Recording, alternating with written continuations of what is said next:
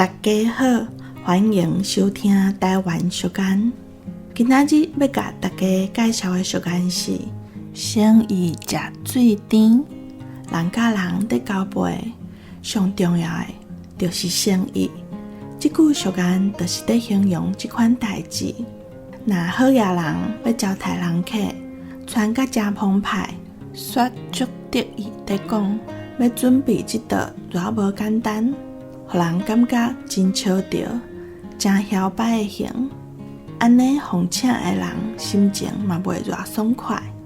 若准厝内是较艰苦的，敢若剩白滚水通招待人客，毋过煞用10分的诚意来按捺人客，互人客感觉真受重视。白滚水啉起来嘛感觉真甜。毋若是在招待人客，在对待上拢同款，提出真心甲诚意，自然得到同款的真心甲诚意。